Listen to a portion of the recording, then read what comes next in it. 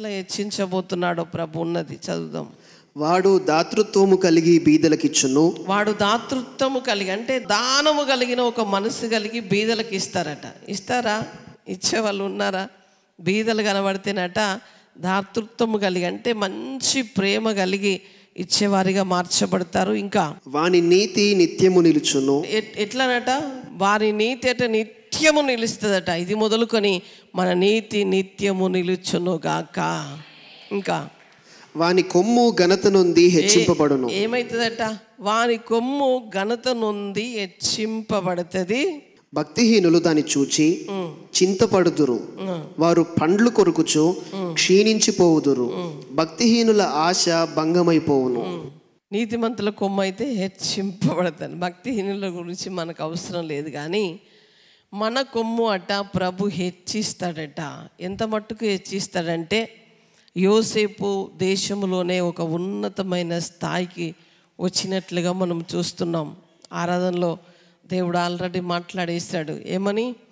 ఒక ఉన్నతమైన స్థాయి, చెరసల్లో ఉన్న వ్యక్తి హఠాత్తుగా వచ్చాడు, రాజు చేతి కిందికి వచ్చాడు, రాజు ఉంగరం తీసుకున్నాడు, దేశం మీద అధికారం తీసుకున్నాడు, ఆ వస్తున్న పంటలన్నిటినీ సమకూర్చాడు.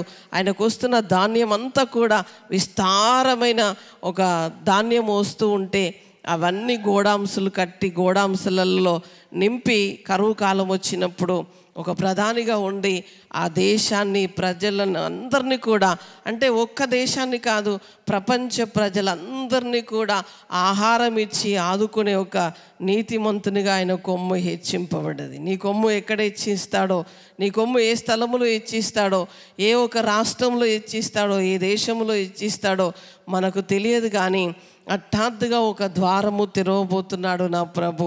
ఎట్లా అంటే మన కొమ్మును ఆయన హెచ్చింపబోతున్నాడు, మన కొమ్ము ఆయన దీవించబోతున్నాడు. అంటే ఒక ఘనత కలిగిన వ్యక్తిగా ఒక ఉన్నతమైన స్థాయిలోనికి ప్రభు మనల్ని తీసుకొని వెళ్తానని ఈ ఒక మాటలన్నీ కూడా మీ సంతోషము పరిపూర్ణమవునట్లుగా అడుగుము అని దేవుడు మనమందరము కూడా అడిగారా? మీరు అడిగారా? ఎంతమంది అడిగారండి? ఎంతమంది అడిగారు? యథార్థముగా చెప్పండి. ఈ సంవత్సరం నేను బాగా దీవించబడాలి ప్రభు అని ఎంతమంది అడిగారు? ఇవన్నీ దీవెనలు ఇస్తానంటున్నాడు ప్రభు. మీ సంతోషం పరిపూర్ణం అవునట్లుగా తండ్రిని ఇదివరకు మీరు అడిగాడో అడగలేదో నాకు తెలియదు, కానీ ప్రభు ఏమంటున్నాడంటే నా నామములో తండ్రిని అడగండి, మీ కొమ్ము అట ఇట్లా ఒక ఉన్నతమైన స్థాయిలో, అంటే ఒక రాష్ట్రం మీద, ఒక దేశం మీద, ఒక పట్టణం మీద, రాష్ట్రాల మీద, అన్నిటి మీద కూడా ఒక ఉన్నతమైన స్థాయిని ఇచ్చి ప్రభు మనల్ని ఆశీర్వదించబోతున్నాడు. ఈ ఆశీర్వాదం ఏమిటంటే కుడివైపునకును ఎడమ వైపునకును మనం వ్యాపించబోతున్నాం. నీ జీవితంలో ఈ యొక్క సంఘములో మనము కుడివైపునకు ఎడమ వైపునకు వ్యాపించబోతున్నాం. నీ వ్యాపారము కావచ్చు, నీ ఉద్యోగము కావచ్చు, నీ స్టడీ కావచ్చు, నీవు చేసే చేతి పని కావచ్చు, ఏ చిన్నదైనా కూడా ఆయన నిన్ను ఇట్లి ఆశీర్వాదములతో నింపబోతున్నాడు, ఇట్టి భాగ్యముతో నింపబోతున్నాడు. నీ దేశంలో నువ్వు ఒక భాగ్యవంతుడిగా, నువ్వు కుటుంబంలో నువ్వు ఒక భాగ్యవంతుడిగా, నీ యొక్క వ్యవస్థలో నువ్వు ఒక భాగ్యవంతుడిగా, సంవత్సరము ఆఖరిలో మీరు ఈ వాగ్దాన నెరవేర్పులన్నీ కూడా చూడబోతున్నారు. నమ్మి దేవుణ్ణి స్తుతించండి. ఇవి మామూలుగా ప్రభు ఇవ్వట్లేదు. ఈ వాగ్దానాలన్నీ కూడా మీకు ఇచ్చిన ఈ వాగ్దానాలన్నీ కూడా మనకిచ్చిన ఈ వాగ్దానాలన్నీ కూడా నెరవేర్చకుండా ఈ సంవత్సరము ముగించబడదు. ఇవన్నీ కూడా మన జీవితంలో నెరవేర్చబడే వాగ్దానాలు. ఇవి నెరవేర్చబడే వాగ్దానాలు. ఈ సంవత్సరం ఇచ్చిన వాగ్దానాలు ఈ సేవా పరిచర్య స్టార్ట్ అయిన నాటి నుంచి కూడా ఇచ్చినవి కావు.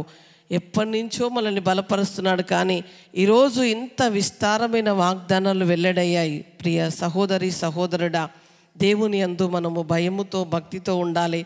నిత్యము ఆయనను ఆరాధించాలి. ఆయన సన్నిధిని, ఆయన ఆజ్ఞలను ఏ రోజు మనం మర్చిపోకూడదు. మన పరిస్థితులు ఏమైనా, మన జీవితంలో, మన పరిచర్యలో, మన కుటుంబాల్లో ఒక వింతైన కార్యములు ప్రభు చేయనన్నాడు. అది ఇప్పుడే ప్రారంభించునుగాక. ఇప్పుడే మన జీవితంలో అవి ప్రారంభమవునుగాక.